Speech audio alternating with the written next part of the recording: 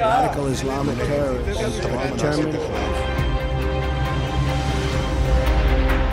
JIT बनेगी, money laundering की तहकीकात होगी, हुदैबिया पेपर मिल्स केस भी खोला जाएगा, पानामा का हंगामा भी खत्म नहीं हुआ, एक नई शुरुआत हुई है।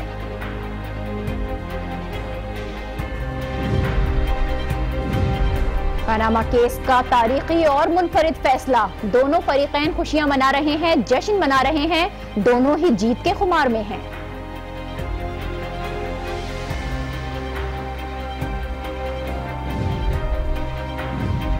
पाकिस्तान पीपल्स पार्टी अदालत गई ना, पानामा केस को संजीदगी से लिया, लेकिन फैसले से नाखुश, इमरान खान की वजह से नवाज शरीफ बच गए, PTI पर इल्जाम भी लगा दिया।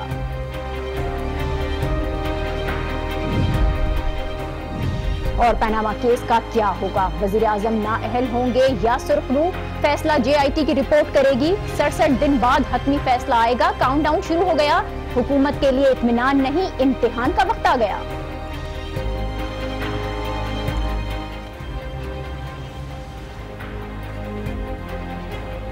अस्सलाम वालेकुम, आप देख रहे हैं न्यूज आवर विद नाजिया और मैं हूं Nazia Ashar. Behind every great fortune there is a crime. तो अब JIT बनेगी, मनी लॉन्ड्रिंग की तहकीकात होगी, हुदैबिया पेपर मिल्स खोला जाएगा, पाकिस्तान की तारीख के अहम तरीन केस का अहम तरीन फैसला आज आया, लेकिन ये फैसला इब्तिदाई है, शुरुआत है, एक कदम है आगे की जानिब, अभी कई ऐसे मराहिल हैं जिनसे गुजरना बाकी है। फिलहाल JIT तश्कील दी जाएगी जो तहकीकात करेगी, 60 दिन में अपनी रिपोर्ट देगी और इस रिपोर्ट की बुनियाद पर नया बेंच बनेगा, तो फिर उसके बाद केस की समाप्त शुरू होगी। यानी जो कुछ अब तक हो चुका है अब वही सब कुछ दोबारा होगा, एक तरह से जो प्रोसेस है उसकी रिपीटेशन होगी।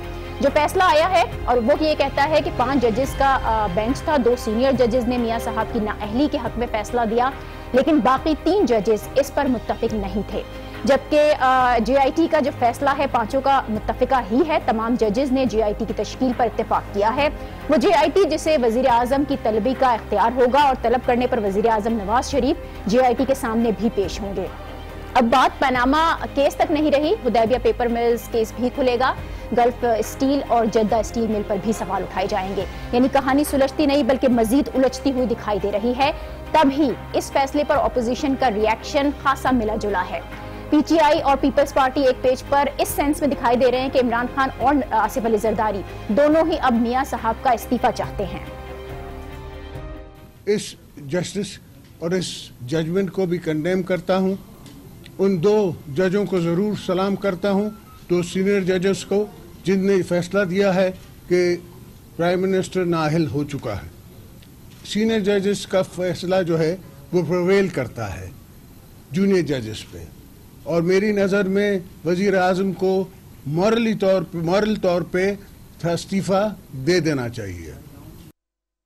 मैं आज सारी पाकिस्तानी कौम की तरफ से नवाज शरीफ को कहता हूं कि वो इस्तीफा दे, वो फौरी तौर पे इस्तीफा दे, और कम अज कम तब तक ये जो 60 दिन जब तक JIT अपना फैसला नहीं करती तब तक फौरी तौर पे इस्तीफा दे।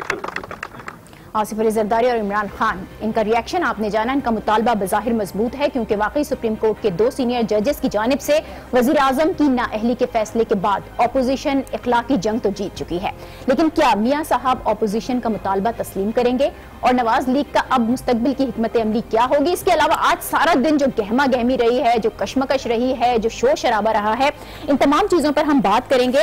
और हमें स्टूडियो में इसके लिए ज्वाइन कर रहे हैं सीनियर जर्नलिस्ट और तज्जियाकार आमिर अहमद खान साहब। बहुत शुक्रिया आमिर साहब आपका। एक बहुत ही मुनफरिद और अनोखा फैसला है, दोनों ही जो पार्टीज हैं वो जश्न मना रही हैं, दोनों ही समझती हैं कि वो जीत गई हैं, लेकिन क्या वाकई आज का जो ये फैसला आया कानून का और आइन का बोलबाला हुआ है? एहतसाब और इंसाफ जिसकी बात हो रही थी, क्या उसकी जीत हुई है?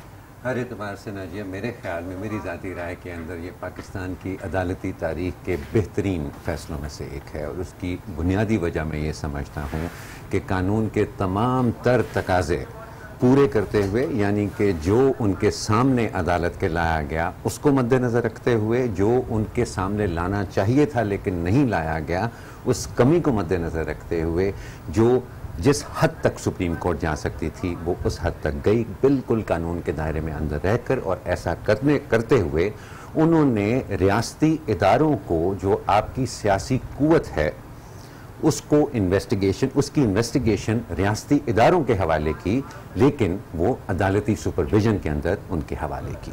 और ये भी नहीं कि उनको एक वक्त दिया कि आप 2 महीने लें, आप अपनी रिपोर्ट बनाएं, हतमी रिपोर्ट तैयार करके हमारे पास ले आएं और जो आप कहेंगे वो ठीक है, उसकी रोशनी में हम फैसले कर लेंगे। नहीं, आप इन्वेस्टिगेशन शुरू करें, हर हफ्ते हमें आके अपना प्रोग्रेस रिपोर्ट करें, ताकि अगर आपके रास्ते में कोई रुकावट डाल रही है हुकूमत, उन रियासती इदारों के रास्ते में कोई रुकावट डाल रही है, तो उस वक्त भी सुप्रीम कोर्ट इंटरवीन कर सके। अगर उनको कहीं बदयानती नज़र आती है उस इन्वेस्टिगेशन के अंदर, तो फिर भी सुप्रीम कोर्ट इंटरवीन कर सके। और जो उसको टर्म्स ऑफ रेफरेंस उन्होंने दिए हैं कि आपने ये तहकीकात करके इन चीज़ों का तयन करके हमारे पास आना है, उनका अगर वो JIT तयन कर सकी, तो फिर वो एक बगैर किसी सियासत में पड़े हुए, बगैर किसी सियासी तनकीद की जद में आए हुए, वो एक बार फिर खालिसतन कानूनी तकाज़ों के बुनियाद के ऊपर एक हतमी फैसला दे सकेंगे। अच्छा, अब यहाँ पर जो सूरत हाल हमें नज़र आ रही है वो ये थी कि जितनी गहमा गहमी थी, जितनी कशमकश थी, जितना शोर शराबा सुप्रीम कोर्ट के बाहर हमें नज़र आता था पनामा केस के दौरान, और उसके बाद जो आज जिस फैसले का बहुत शिद्दत से इंतजार था, एक मुनफरिद और अनोखा और सदियों तक याद रखा जाने वाला फैसला, क्या आप समझते हैं कि जो तासुर मिल रहा है कि लोगों की जो एक्सपेक्टेशंस थी वो पूरी नहीं हुई हैं, या बहुत ज़्यादा एक्सपेक्टेशंस रखी हुई थी, लोगों को ये अंदाज़ा नहीं था कि किस तरह से ये फैसला आ सकता है और इसके हतमी मराहिल में अभी बड़ा वक्त लगेगा? इसमें 2 चीज़ें नाजिया, पहली बात यह है कि हमें बिल्कुल भी, मैं समझता हूँ बीइंग अ जर्नलिस्ट और ख़ुद इस फील्ड से होते हुए भी, हमें इस चीज़ का कोई अंदाज़ा नहीं है कि लोगों की एक्चुअली तवक्कुआत क्या थी इस फैसले से। ये तो एक पहली बात। दूसरी बात यह है कि अगर जो भी तवक्कुआत थी वो किसी ब्लैक एंड वाइट फैसले की थी, वो किसी ड्रामाई फैसले की थी, वज़ीर आज़म की नाअहली हुकूमत का बदलना, सियासत के अंदर भूंचाल आ जाना, वो तवक्कुआत जो है वो क्या अदालत ने बनाई थी या मीडिया ने बनाई थी? मेरी राय के अंदर वो खालिसतन मीडिया ने बनाई थी, क्योंकि जब ये मुकदमा चल रहा था, अगर आप अदालत के रिमार्क्स अगर उस वक्त उनका जायज़ा लें, तो उन्होंने जो भी कहा बहुत सोच समझ के कहा, बड़े नप्पे तुले अल्फाज उन्होंने इस्तेमाल किए अपने रिमार्क्स के अंदर। सो ये इस वक्त कहना, मैं सारा दिन तजिए देखता रहा हूँ, उसके कई लोगों ने की है कि ये क्या ये अवामी तवक्कुआत के मुताबिक था या क्या ये मायूस कुन है ये फैसला। ये सारा मेरा ख्याल है कि ये जो मीडिया को एक कहानी घड़नी पड़ती है, कितने अहम केस की कवरेज की, 8 घंटे 5 मिनट लगे हैं उनको फैसला सुनाने में, और फैसला सुनने से 4 घंटे पहले और 4 घंटे बाद तक उसके ऊपर तबसरे होते रहे, तो ये उसकी मजबूरी थी। इसका इंतजार तो उस वक्त से ही शुरू हो गया था कि जैसी कॉज लिस्ट पर पनामा केस आया था, और मीडिया ने उसी वक्त से बहुत हाइप क्रिएट की है इस फैसले का इंतजार ना, ये फैसले का इंतजार शुरू हुआ था, ड्रामे का इंतजार नहीं। लेकिन मीडिया ने जिस तरह से उसको बना के पेश किया वो ये था कि जैसे हम एक पूरा, जिस तरह से पूरे सीजन एक ड्रामे का चलता है, तो फिर उसका एक फाइनल एपिसोड होता है जिसके अंदर वो सारी गुत्थियां जो उलझी हुई होती हैं, उन्होंने उस आखिरी किस्त के अंदर जो है वो सुलझ जाना होता है। ये मीडिया ने उसको इस तरह से बना। लेकिन ये किस्त आगे नहीं बढ़ती अगर इस फैसले के बाद जो वक्तन फवक्तन प्रेस कॉन्फ्रेंसेज हुई हैं, जो रद्द-ए-अमल सामने आता रहा है, अगर वो सब कुछ नहीं होता तो मीडिया के पास शायद स्टूडियोज़ में बैठकर बात करने के अलावा कुछ नहीं रह जाता। जो अब रिएक्शन सामने आया है, आप क्या समझते हैं कि ये रिएक्शन उस फैसले को लेकर काबिल अमल है? देखा जा सकता है कि हाँ, फॉर एग्जांपल जरदारी साहब का जो रिएक्शन था, इमरान खान साहब का जो रिएक्शन था, एक तरफ खुशियां भी बनाई जा रही हैं इमरान खान की जानिब से, PTI की जानिब से, लेकिन दूसरी तरफ रेजिग्नेशन का भी मुतालबा किया है, इसी तरह जरदारी साहब ने किया है। जी बिल्कुल, ये मुतवक्किर रिएक्शन था दोनों पार्टीज़ ने, मेरा ख्याल है।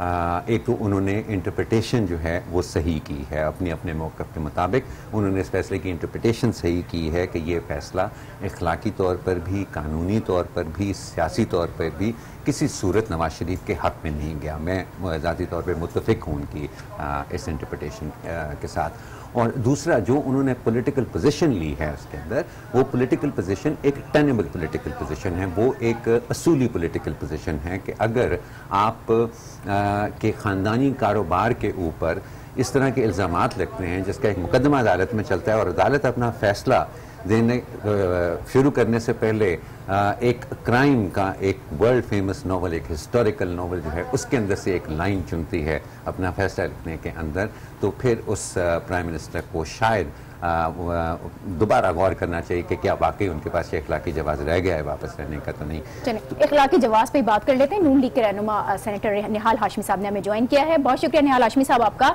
बहुत बहुत मुबारक हो। आज आप लोग भी जीत का जश्न मना रहे हैं। हुकूमत तो कहीं नहीं गई, लेकिन ये जरूर कहा जा रहा है कि जो इखलाकी जवाज़ है वो खत्म हो गया है। आप क्या कहेंगे इस पर? बिस्मिल्लाहिर्रहमानिर्रहीम। क्या जजमेंट में कहीं पे लिखा हुआ कि इखलाकी बात खत्म हो गया? बात सारी ये है कि इखलाकी जवाब उन लोगों का खत्म हो गया जिन लोगों ने बगैर सबूत के इल्जामात लगाए, अदालत में कोई सबूत पेश नहीं कर सके और दलाल में कोई सबूत पेश नहीं कर सके। मैं समझता हूँ कि उसकी इखलाकी शिकस्त हुई, आज में अपनी शिकस्त तस्लीम कर लेना चाहिए। मैं समझता हूँ कि जो लोग बिला जवाब हुकूमत को बदनाम कर रहे थे उनके लिए आज बड़े अलविये का दिन होगा। निहाल हाशमी साहब, आपने कहा कि ठीक है जजमेंट पर तो नहीं लिखा है, लेकिन दो जजेस की जो राय है, जो इख्तलाफी नोट लिखा गया है, उसमें डिस्क्वालिफिकेशन सजेस्ट की गई है। उन्होंने कहा है कि वजीर आजम को नाअहल होना चाहिए और ये दो वही जजेस हजरात हैं जो मुस्तकबिल के चीफ जस्टिस बनने वाले हैं।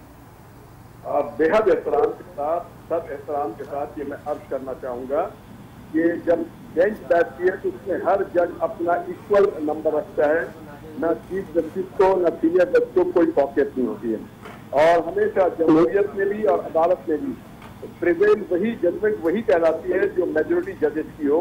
तो मैं ये समझता हूँ कि इख्तलाफी नोट बहुत सारे जजमेंट आता है, मगर उसी चीज को जजमेंट मानी जाती है जिसमें मेजोरिटी और मेजोरिटी जजेस ने जो है उसमें कहीं पर भी नहीं लिखा है कि प्राइम मिनिस्टर जो है उनको वो नाहल है या प्राइम मिनिस्टर काउंसिल, ऐसा कहीं नहीं दिखा। तो प्रिवेल करेगा वो ठीक है। ठीक है निहाल साहब, सुप्रीम कोर्ट ने अब जेआईटी का भी हुक्म दिया है, जेआईटी तश्कील की जाएगी, कबूल होगी ये जेआईटी? आप लोगों को वजीर आजम पेश होंगे जेआईटी के आगे सामने? हम देखिए, प्राइम मिनिस्टर ने तो ये वाली बात 1 साल पहले सुप्रीम कोर्ट के उस वक्त के चीफ जस्टिस को खत लिख के कह दिया था कि आप कमीशन बना दे, जेआईटी बना दे, जो चीज बना दे हम उसके सामने पेश होंगे। और क्यों नहीं पेश होंगे? हम हमारे मुल्क के इदारे हैं और हम जरूर पेश होंगे और जब भी बुलाया जाएगा या खुद आएंगे तो हम जरूर पेश होंगे। ठीक है, लेकिन ये जो जेआईटी बनाई जाएगी इसमें आईएसआई और आईबी के नुमाइंदे भी होंगे। जाहिर है उनके सवालात का सामना भी करना होगा। मियां साहब को खुद दिफा करेंगे वो अपने ऊपर लगने वाले इल्जामात का। तो ये इतना आसान तो नहीं लग रहा। एक prime minister, sitting prime minister है और जेआईटी के सामने वो पेश होगा। खासी एम्बैरेसिंग सिचुएशन भी होगी। बिल्कुल एम्बैरेसिंग नहीं होती। एम्बैरेसिंग वो लोग समझते हैं जो चोर होते हैं, जिनके पास कुछ पेश करने को नहीं होता है। अल्हम्दुलिल्लाह हम बड़े क्लियर लोग हैं और वो पेश होंगे। हमारी अपनी जेआईटी पाकिस्तान की जेआईटी है, ये कोई हिंदुस्तान या अमेरिका की या बरतानिया की जेआईटी नहीं है जिसके सामने हम पेश होने में महसूस करें। ठीक है निहाल हाशमी साहब, ये बड़ी अच्छी बात है कि जो भी फैसला है उसको कबूल किया जा रहा है और वजीर आजम खुद भी जेआईटी का जो भी तहकीकात होगी उसमें वो हिस्सा लेंगे, पेश होना पड़ा तो पेश होंगे। लेकिन पीटीआई की जानिब से और पाकिस्तान पीपल्स पार्टी की जानिब से जो मुतालबा किया जा रहा है कि वजीर आजम इस्तीफा दें, इस पर नून लीग का क्या मौकिफ है? मुझे ये बड़ा मुतालबा लग रहा है और अदालत की मेजोरिटी जजेस ने तो नहीं कहा कि वज़ीर आज़म इस्तीफा दें। ये कह रहे हैं इन लोगों को तब इस्तीफा दे देना चाहिए था जब सरे महल का मामला आया था। उसको इस्तीफा नहीं आया। जब $60 मिलियन की बात आई उस वक्त नहीं आया। जब खैबर बैंक पे बात हुई उस वक्त इस्तीफा का ख्याल नहीं आया। जब वहाँ पे जनरल हामिद को सपोज कर दिया गया एहतसाब अदालत से, तो ये किस मुंह से मानते हैं? इसको कहते हैं खिड़कियानी दिल्ली खंबा नोट। ठीक है, बहुत शुक्रिया निहाल हाशमी साहब। सेनेटर निहाल हाशमी हमारे साथ है। आमिर साहब, आपने इख्तितामी जो जुमला था वो ये था कि सियानी बिल्ली खंबा नोचे, बड़ी अच्छी तरह तो क्या वाकई उन्होंने तो अपना मौक़िफ़ तो पेश किया, लेकिन अपोजिशन से मुताल्लिक जो वो कह रहे हैं, आपको लगता है कि वाकई ऐसा ही कुछ मामला है? नहीं, मैं समझता हूँ कि अपोजिशन इस वक्त पहले से कहीं ज़्यादा मजबूत ग्राउंड पर चली गई है। इस फैसले के बाद ये मुकदमा अदालत में जाने से पहले जो उनका सियासी मौक़िफ़ था उसको बहुत ज़्यादा इस फैसले के बाद तक़वियत मिली है और जो उनकी आने वाले दिनों के अंदर जो हुकूमत मुखालिफ सियासत है उसको और ज़्यादा मजबूत करेगी। तो हुकूमत को भी अब ये सोचना चाहिए कि सिर्फ इंटरप्रिटेशन से कुछ नहीं चलेगा। इस जगह लीडरशिप में और पॉलिटिक्स के अंदर दो चीज़ें बहुत अहम होती हैं नाजिया, एक पब्लिक परसेप्शन बहुत अहम होती है और एक इनिशिएटिव लेना बहुत अहम होता है। इस वक्त हुकूमत को चाहिए कि कुछ तरीका सोचे जिससे वो ऐसा इनिशिएटिव ले कि वो ये ना हो कि इस फैसले से लेकर तो अगले 67 डेज़ जबकि तवक्को की जा रही है कि JIT अपना काम मुकम्मल करेगी और फिर इसका हतमी फैसला आएगा, ये ना हो कि वो इन 2 महीनों के अंदर एक डिफेंसिव पोजीशन में ही रहे, वो उसकी सियासत को बहुत कमज़ोर कर सकता है। बिल्कुल, आने वाले दिनों की आप बात कर रहे हैं और आने वाले ये 67 दिन तो हैं, यहाँ पर तो हुकूमत को देखना होगा, लेकिन अब से कुछ देर के बाद ही वज़ीर आज़म खुद भी खिताब करने वाले हैं, फिर इमरान खान साहब का भी उनके बारे में आई है बात खबर सामने कि वो कौमी खिताब करने वाले हैं। तो ये कितना, ये जो 2 खिताब होंगे ये कितने अहम होंगे इस वक्त? ना जी, आने वाले दिनों में बल्कि अगले इंतखाबात तक, चाहे वो अपने वक्त पर हुए, वक्त से पहले हुए, अब पाकिस्तान की सियासत इसी मुकदमे के आसपास ही घूमेगी, इससे हट के किसी के पास और कोई एजेंडा नहीं। बहुत शुक्रिया आमिर साहब आपका। पाकिस्तान की सियासत, पनामा का जो ये मुकदमा है जिसका फैसला आज आया, ये हतमी फैसला नहीं था, अभी बड़े मराहिल बाकी हैं और पाकिस्तान की सियासत इसके इर्द गिर्द घूमने वाली है। वज़ीर आज़म नवाज शरीफ कुछ देर के बाद खिताब भी करने वाले हैं और इमरान खान साहब की जानिब से भी ये ऐलान किया है कि वो भी कौमी असम्बली से कल खिताब करेंगे। पनामा केस से मुतालिक कुछ और भी अहम पहलू हैं जिन पर हम रोशनी डालेंगे। देखते रहिए न्यूज़ आवर विद नाजिया।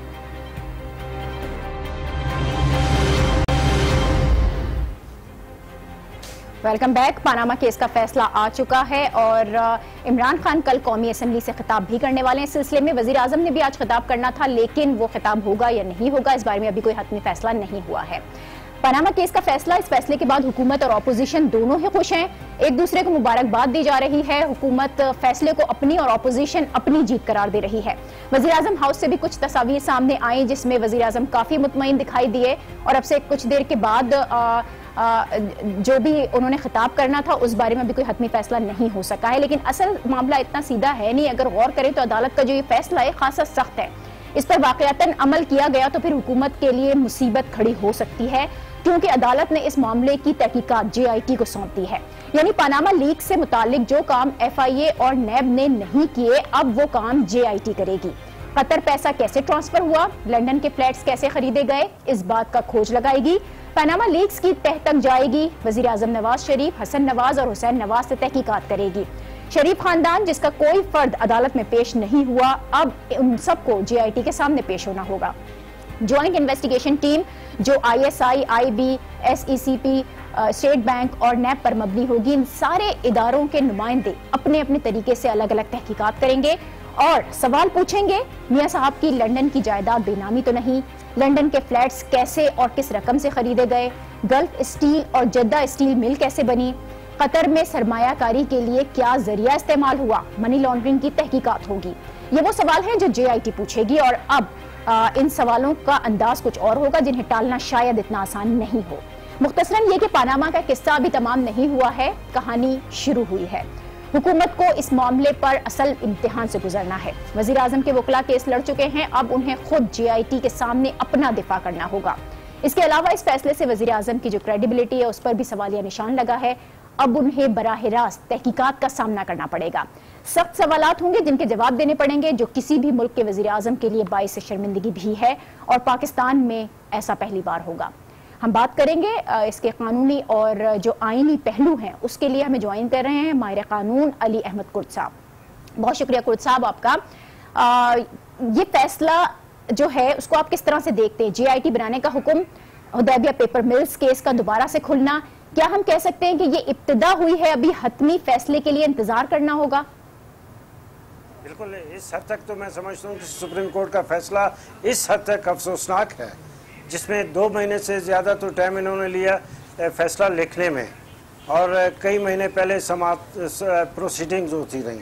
अब इसका मामला 60 दिन तो वैसे ही सुप्रीम कोर्ट ने दिया है और आप अंदाज़ा लगाएं जब उसमें बड़े बड़े इन्वेस्टिगेटिंग एजेंसीज बैठी होंगी तो ये 60 डेज का मामला तो है ही नहीं है। ठीक है, ये तो चलता रहेगा अगले इलेक्शन तक, ये सब कुछ वैसे ही साहब। अब JIT बनेगी तो शरीफ खानदान से तहकीकात का तरीकाकार क्या तय होगा? क्योंकि बज़ाहिर तो JIT में IB, ISI, SECP के अलावा NAB और स्टेट बैंक के नुमाइंदों को शामिल किया गया है, लेकिन IB और ISI ही लीड करते हुए दिखाई दे रहे हैं तहकीकात को। तो क्या सुप्रीम कोर्ट ने एक तरह से तहकीकात जो है वो हसास इदारों को सौंपी है। देखिए, सुप्रीम कोर्ट ने एक बहुत बड़े JIT की तश्कील का हुक्म दिया है, जिसमें जहां से भी इनको लोग मिले हैं उसमें शामिल करने का स्टेट बैंक का भी दिया है, सिक्योरिटी एक्सचेंज वालों का भी दिया है, और सबसे जिस पे ज़्यादा ऑब्जेक्शन हो सकता है वो ISI और MI के नुमाइंदे बैठने का है। तो ISI और MI तो उस किस्म के इन्वेस्टिगेटिंग एजेंसीज नहीं हैं कि इस तरह के मामलात में वो बैठें और उस मामले में बैठ के जो है कोई इन्वेस्टिगेट करें। तो जब जहाँ पे जिस कमेटी में जिस JIT में ISI और MI के नुमाइंदे बैठे, तो मेरे ख्याल में बाकी लोगों को बोलने की ज़रूरत ही नहीं है, जो ये बोलेंगे वही कुछ होगा। और इस लिहाज से तो मैं समझता हूँ कि ये तो बहुत पहले ये तो बात आ गई थी। ये तो बिल्कुल शुरू दिनों में ये आया था कि JIT बना दी जाए या कोई कमीशन बना दिया जाए। उस वक्त तो सुप्रीम कोर्ट ने जो है उस बात से इत्तेफाक नहीं किया। आज इतना अरसा गुजरने के बाद सुप्रीम कोर्ट ने ये हुक्म दिया। यानी आप JIT की जो तश्कील है उसको मुतनाज़िर समझते हैं? नहीं, देखिए ना, कहने का मतलब ये है कि हर मामले में ISI और MI को शामिल करने का ये अगर आप ट्रेडिशन इस मुल्क में डेवलप करेंगे तो ये अच्छी बात तो नहीं है। उस लिहाज से मैं देखिए, मैं तो बैसियत एक पॉलिटिकल एक्टिविस्ट की बात करता हूँ।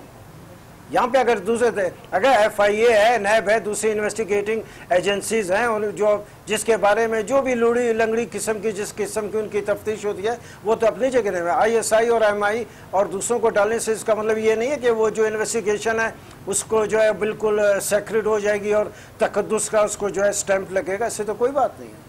लेकिन कुर्द साहब, FIA और NAB की जो आप बात कर रहे हैं इस केस में नाकाम हो चुके हैं, उन्होंने तहकीकात ही नहीं की। अदालत के इसी केस में खुद रिमार्क्स भी मौजूद है। बात तो ये तो दलील तो बिल्कुल कोई भी इसको, अगर इस तरह आप कहते हैं कि FIA NAB ये सारी जितने भी हैं ख़त्म हो गए तो ठीक है, आप कोई नई कानून साजी करके कोई नए इदारे बना दें। अगर इस बात को मामला जाए तो इस तरह तो कल कुछ आदमी ये कहेंगे कि जमहूरियत नाकाम है, इस मुल्क में मार्शल लॉ लगना चाहिए। तो किसी इदारे की नाकामी के ये मतलब नहीं है कि उसके मुकाबले में जो ताकतवर इदारा है उसको लाकर सामने खड़ा कर दिया जाए। मैं समझता हूँ ये अच्छी रिवायत नहीं है। जी, अली कुर्द साथ हैं और अली कुर्द साहब से मजीद सवाल भी हम पूछेंगे। इस वक्त फारूक सत्तार मीडिया से गुफ्तगू कर रहे हैं, पनामा केस पे बात कर रहे हैं, आपको वहीं लिए चलते हैं। तो वो ये जिम्मेदारी पूरी करेंगे 6,500 अरब रुपए के तमाम मुकदमात पर भी JIT बना दे। मेरे ख्याल में कौम के लिए बेहतरीन तोहफा होगा। फिर ना पीपल्स पार्टी मिठाई बांटेगी, ना PTI मिठाई बांटेगी, फिर इंशाल्लाह अवाम मिठाई बांटेगी। इंशाल्लाह अवाम मिठाई बांटेंगे और MQM मिठाई बांटेगी। फिर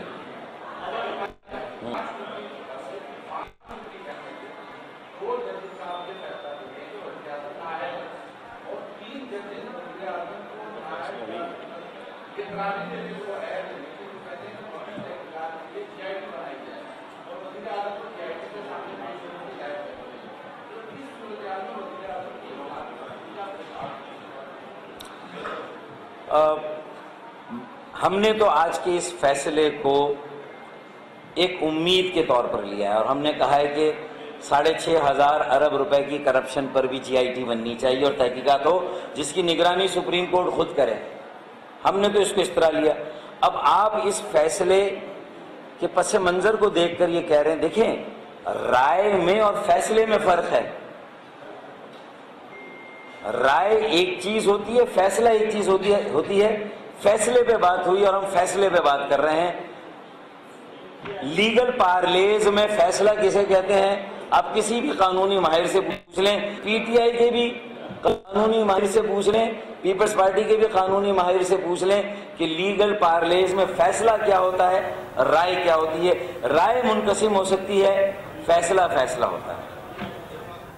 doctor Farooq Sattar Panama case से मुतालिक अपनी राय का इजहार कर रहे थे। आज आने वाला ये फैसला जहां दीगर सियासी जमातों का रद्दअमल सामने आ रहा है, वहीं MQM पाकिस्तान का रद्दअमल भी सामने आया और उन्होंने कहा कि आज के इस फैसले को वो उम्मीद के तौर पर देख रहे हैं। और JIT की भी बात हो रही थी। अली कुर्द साहब, मैं एक मरतबा फिर आपकी तरफ आऊंगी।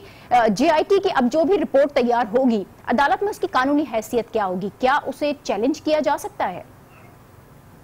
देखिए जैसे मैं आपको बताऊं, जहाँ पे ISI और जहाँ पे JIT ज्वाइंट इन्वेस्टिगेटिंग टीम की जो बात होती है, तो इसका मतलब मैं क्या कहूँ, इससे ज़्यादा तासुर जो है क्रिमिनल उसकी तरफ जाता है।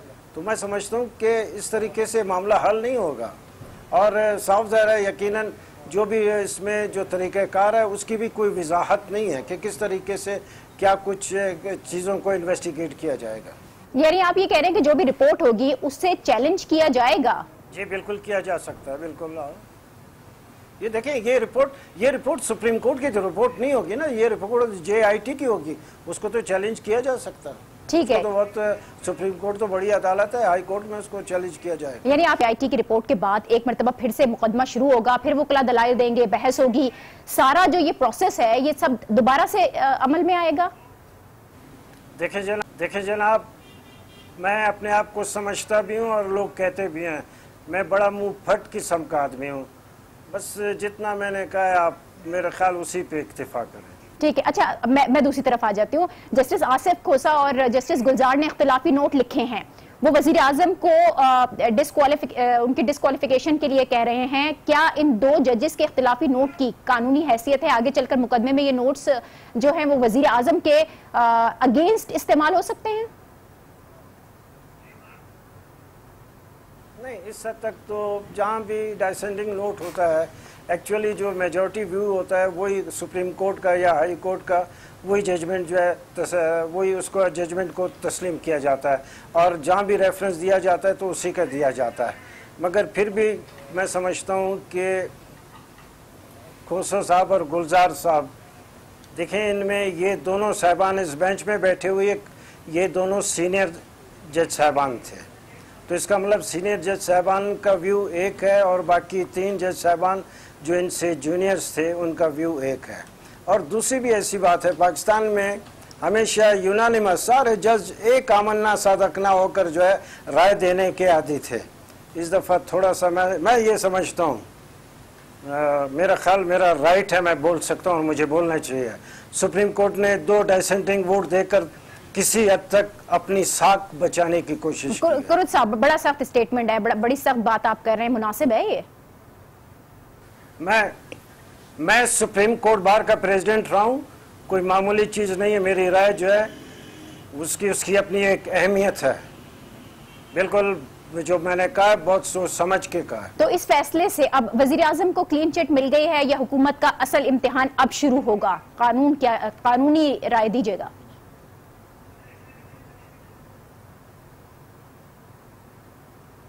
जी देखें, किसी हद तक तो देखें मैं ये समझता हूँ कि जो पिटिशनर जो गए थे उसकी हद तक तो अगर इख्तिलाफी नोट उनके हक में आया है तो उनको बात करने का या उनको अवाम के पास जाने का उनके पास एक जवाज़ मौजूद है। वो कह सकते हैं कि 3 और 2 के हवाले से जो है हमारी पिटिशन डिसमिस हुई है। इसका मतलब 2 जज साहबान ने हमारी राय से हमारी बात से इत्तेफाक किया है, तो उस हद तक तो वो जाकर अवाम के सामने बात कर सकते हैं। और इसी पॉइंट को लेकर मेरे ख्याल में इस मुल्क में अब काफ़ी जो है हल्ला गुला होगा और अब अदालतों से मामला निकल कर सड़कों पे आएगा।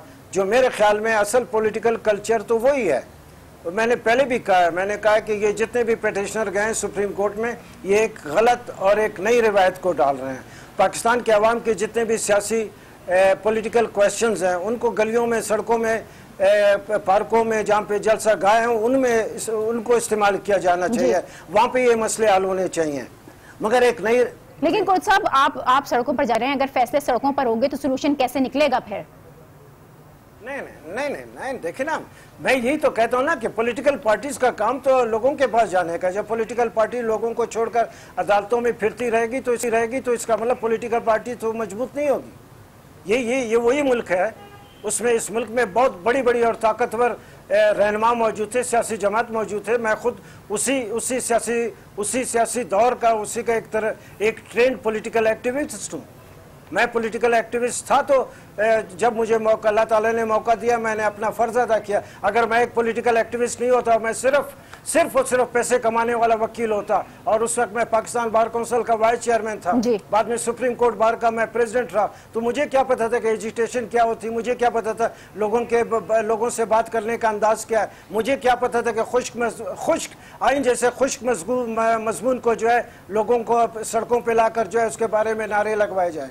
तो देखें सियासी कल्चर हमेशा वही होता है, सियासी कल्चर ही होता है जो एक हुजूम को अवाम में तश्कील करता है। जो अवाम बनते हैं तो उसके बाद उस अवाम में एक ताकत होती है। ये क्या है, इस मुझे तो बड़े और भी अफसोस के साथ कहना पड़ता है, 450 पनामा पेपर्स के हवाले से लोगों के नाम आए थे।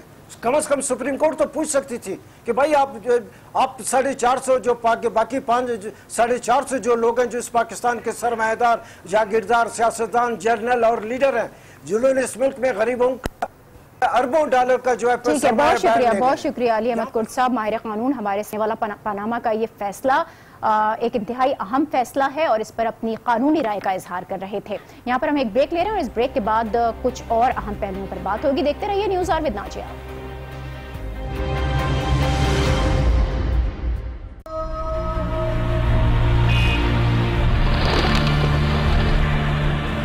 सच के लिए झूठ से लड़ना पड़ता है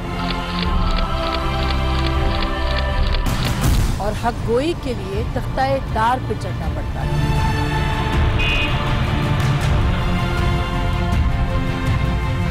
सच के लिए मैं तो लड़ूंगी और आप? फैसला आपका।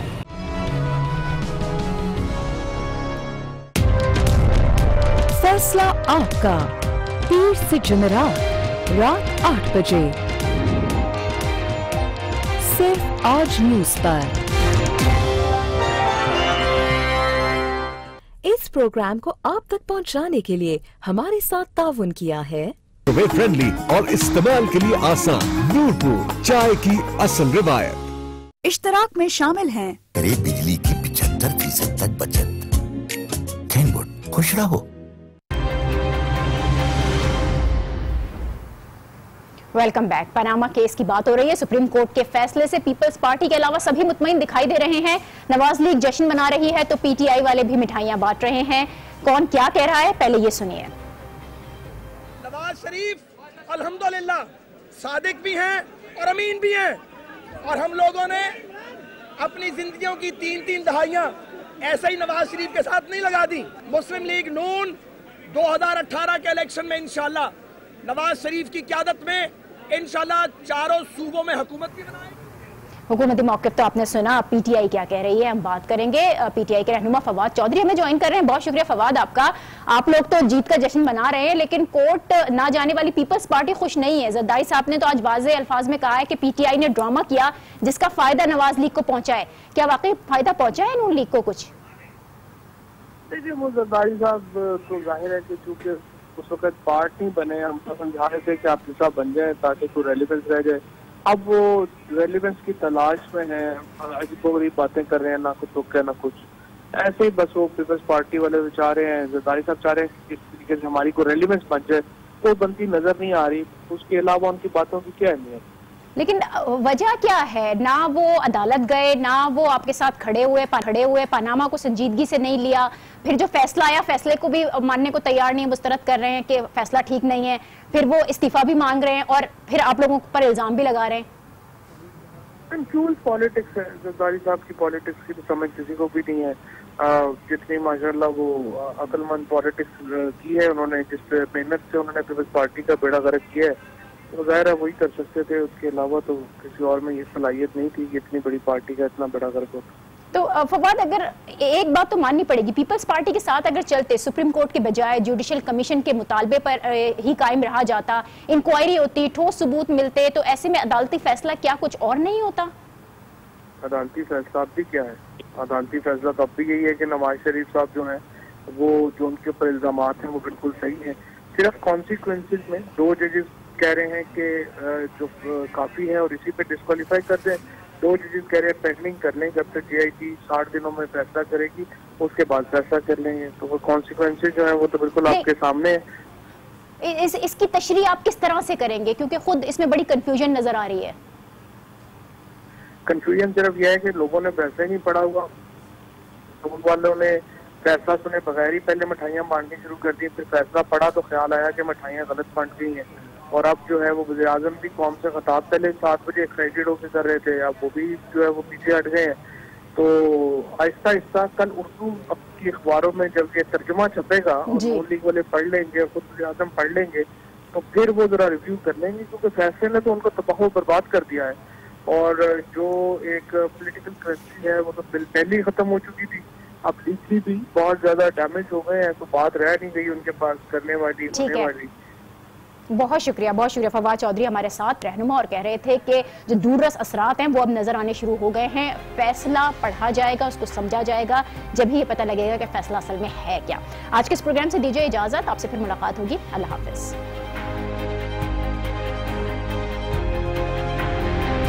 करनों पढ़ने के लिए हमारे पास वक्त नहीं है। तुम जब डेमोन्स्ट्रेशन करने जाओगे तो मांगोगे क्या? Islamic terrorists determined